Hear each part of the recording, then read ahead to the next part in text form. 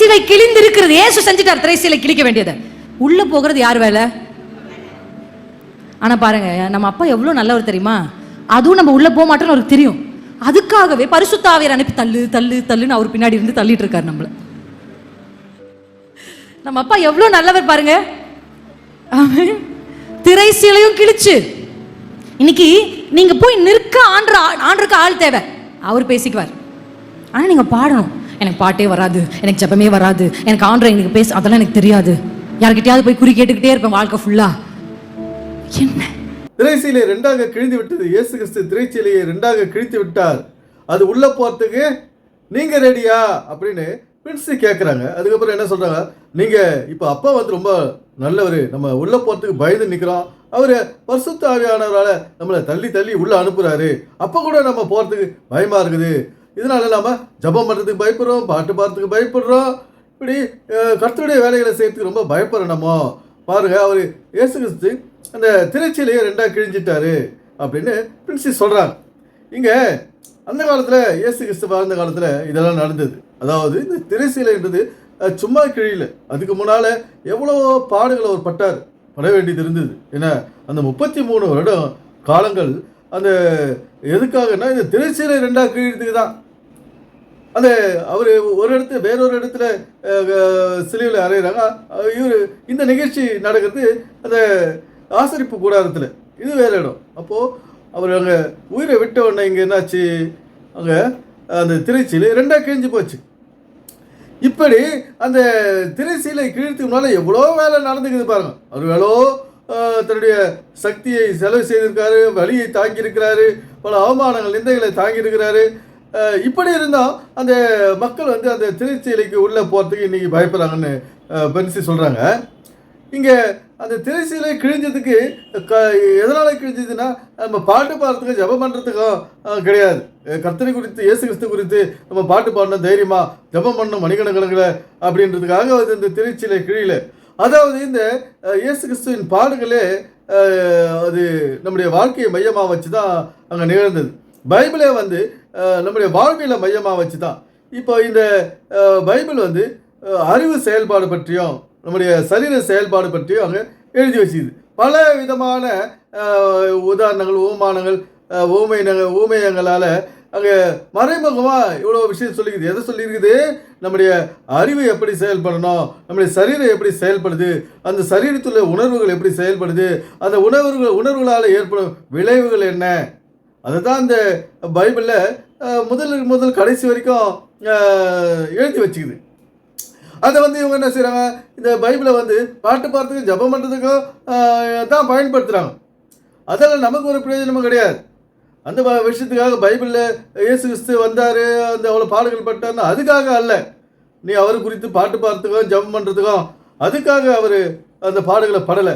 இந்த சமுதாயத்தில் நம்ம எப்படி வாழணுன்ற ஒரு வாழ்க்கை வழியாக தான் அது சிலுவை பாடுகளில் அவர் நமக்கு வாழ்ந்து காட்டினார், அது செய்து காட்டினார்.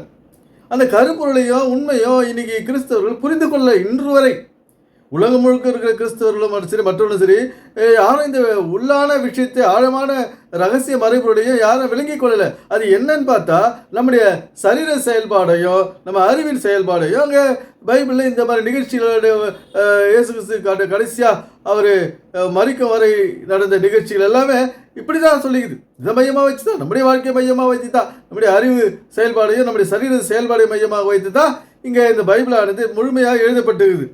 அதெல்லாம் இவங்களுக்கு புரியுது கிடையாது. பைபிள்னா நம்ம இயேசு கிறிஸ்து குறித்து பாட்டு பாடணும், தைரியமாக பாடணும், நம்ம இயேசு கிறிஸ்து ஜபம் பண்ணணும், நமக்கு வேண்டுதலெல்லாம் சொல்லணும், பலவிதமான ஜபங்கள் இருக்குது. இப்போது நமக்கு மட்டுமில்லாத ஊர் உலகத்திற்கெல்லாம் ஜபம் பண்ண வேண்டியதாகுது. ஏன்னா அது கர்த்தர் அந்த வேலையை அவர் பார்த்துக்குவார். பைபிளாக சொல்லி உங்கள் வேலையை பாருங்கள், உங்கள் குடும்பத்தை பாருங்கள், உங்களுடைய சரீரத்தை பாருங்கள், உங்களுடைய அறிவை வளர்த்துக்குங்க, உங்களுடைய பிற சந்ததிகளுடைய அறிவை வளர்த்துங்க, ஆரோக்கியமாக வச்சுங்க, உங்கள் சந்ததியை உங்களுக்கு தலைமுறையினரை நல்ல பாதுகாப்பாக நீங்கள் வச்சுக்கிட்டு என்னென்ன வழி அதெல்லாம் செய்யுங்க. அதுதான் இவ்வளோ வேலை சொல்லிக்கிறார் நமக்கு. இந்த வேதத்திலிருந்து இவ்வளோ வேலைகள் இருக்குது. அதெல்லாம் விட்டுட்டு நீங்கள் தைரியமாக ஜோமனம் பண்ணுறீங்க, தைரியமாக பாட்டு பாட மாட்டீங்க, எனக்கு தெரியாதுன்றீங்க அப்படின்னு சொல்லிட்டு பிரின்சி சொல்கிறாங்க. வாங்க நம்ம அடுத்த பகுதியை நம்ம பார்ப்போம். God is ready. திரைச்சீலை கிழிக்கப்பட்டிருக்கிறது. கேருபீன்கள் பதித்த திரைச்சீலைகள் கிழிக்கப்பட்டிருக்கு. It's ready. ஏதேனுக்குள் வர நீங்க ஆயத்தமா? ஏதேனின் நன்மை, ஏதேனில் உழைக்க வேண்டாம். ஏதேனுக்கு வெளியே வந்தாதான் பிரயாசப்படணும். பிரயாசப்பட்டு பயிரிடணும். அப்பயும் அது என்னதான் கொடுக்குமா? ஏதேனை விட்டுட்டு வெளியில போனா பிரயாசப்பட்டாலும் பலன் கிடைக்காது. இயேசு கிறிஸ்து திருச்சிலை ரெண்டா கிழிச்சிட்டாரு. கேருபீன்கள் சேராபீன்களை இருக்கிற திருச்சிலை ரெண்டா கிழிச்சிட்டாரு அப்படின்னு சொல்லிட்டு சொல்றாங்க. அந்த கேருபீன்கள் சேராபீன்கள் இது என்னென்னங்க? இது எல்லாத்தையுமே இவங்க எடுத்துட்டு போய் இயேசு கிறிஸ்துவோட அந்த தூதர்களோட ஒப்பிட்டுவாங்க. மனிதர்கள்கிட்டயே இவங்க வரமாட்டாங்க. இந்த வேத விளக்கத்தை எடுத்துட்டு நம்முடைய வாழ்க்கைக்கிட்டேயே இவங்க ஒப்பிட மாட்டாங்க. நம்முடைய அந்த பைபிள் சத்தியத்தை எடுத்து வந்து நம்முடைய சரீர செயல்பாடுகளோடு ஒப்பிட மாட்டாங்க. இவங்களுக்கு புரிஞ்சதெல்லாம் அந்த வேதத்திலேருந்து அங்கே இயேசு கிறிஸ்தை பற்றி சொல்லிடுது, அந்த தேவதூதர்களை பற்றி சொல்லிக்குது, நமக்கு கண்ணு காணாததெல்லாம் சொல்லிக்குது அப்படின்னு விளக்கி நிற்காங்க காலகாலமாக. அதனால் நமக்கு ஒரு பயணம் இல்லை. இன்றைக்கி பிரச்சனைகளோடு வாழ்ந்துங்கிறோம், பணப்பற்றாக்குறையோடு, சொந்த வீடு இல்லாத இன்றைக்கி உட்காந்து கடன் தொல்லையால் அவதிப்பட்டுங்கிறேன்னா காரணம் என்னென்னா இந்த வேதத்திலேருந்து நமக்கு பயன்படும் விஷயத்தை இவங்க ஒன்றும் சொல்கிறது கிடையாது. இயேசு கிறிஸ்தை பற்றி தான் சொல்லுவாங்க, அந்த தேவதூதர்களை பற்றி தான் சொல்லுவாங்க. இந்த கேருபீன்கள் சேராபீன்கள் என்றால் கேருபீன்கள் என்ன ஆண்கள், சேராபீன்கள் என்ன பெண்கள், இதுதான் குறிக்குது. ரெண்டு தானே இருக்குது, வேற என்ன இருக்குதாங்க? அப்படி இப்படி இந்த உலகத்திலே ஆண் பெண் தான் இருக்குது, வேற எதுவும் இல்லை. ஏன்னா ஆண் பெண்ணு தான் நம்ம ஆண்டவர் படைச்சார். ஆதாமை படைச்சார், ஏவாளை படைச்சார். இப்படி இந்த கேருபீன்கள் சேராபீன்கள் இது தான் குறிக்குது. சுற்றி சுற்றி சுற்றி இந்த வேதமானது நம்முடைய வாழ்க்கையை மையமாக வச்சு தான் இங்கே விளக்கிக்கிட்டு இருக்குது. அதெல்லாம் இந்த பிரின்சிப் போன்றவர்களுக்கும் இது நிறைய பேர் இருக்காங்க புரியாதவங்க. இப்படி இப்போ இந்த வேதத்தை குழப்பி விட்டுன்னு தான் இருக்காங்க. இந்த அப்புறம் என்ன சொல்கிற பாருங்க, ஏதேன் தோட்டம், ஏதேன் தோட்டத்தில் இல்லை இருக்கிற வரைக்கும் சுகமாக இருக்கலாமா, வெளியில் போனால் கஷ்டம் அப்படின்னு சொல்கிறாங்க.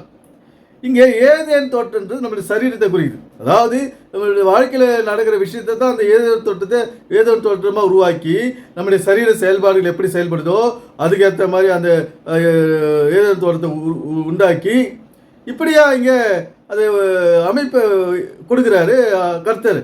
அது அமைப்பு நம்முடைய சரீரத்தினுடைய அமைப்போ இந்த ஏதேன் தோட்டத்தினுடைய அமைப்போ ஒத்து போகுது.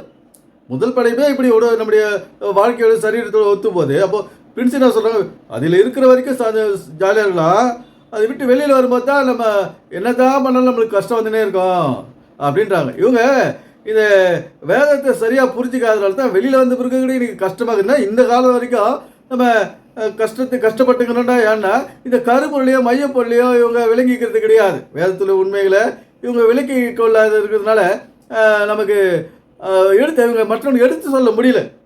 அந்த சொன்னது இயேசு பாட்டு பாடணும், ஜெபம் பண்ண, வாரிசு ஆவியில் நிறையணும், அபிஷேகம் பெறணும், நம்ம எழுப்புதல உண்டாக்கணும் இந்த உலகத்தில், இப்படி மோகன் சிலாசஸ் போல் இப்படி இது வாழ்க்கைக்கு ஒத்து வருமா பாருங்கள். இதெல்லாம் நமக்கு கடன் அடைக்குமா, நமக்கு சொந்த வீடை கட்டி கொடுக்குமா, நமக்கு ஒரு நிம்மதியான வாழ்க்கை கொடுக்குமா?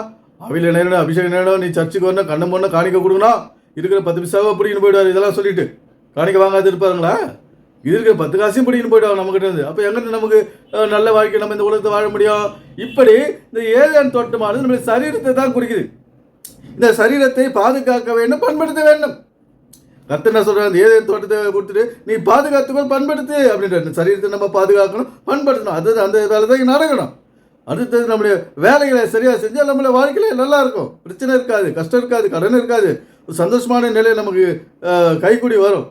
இப்படி இந்த ஏலியன் சர்ச் பிரியா ரூபஸும் இப்படி தான்.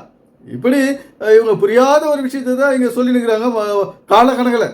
அதையே நம்ம கேட்டுக்கிட்டு இன்றைக்கி கஷ்டத்தையாக இருக்கிறோம். நாம் இந்த புதிய விளக்கங்களை ஏற்றுக்கொண்டு நம்முடைய வாழ்க்கையை புதுப்பித்து ஒரு நல்ல சிறந்த ஒரு கௌரவமான வாழ்க்கையை வாழ்வோம். எனவே சிந்திப்போம், செயல்படுவோம். நன்றி, வணக்கம் நண்பர்களே.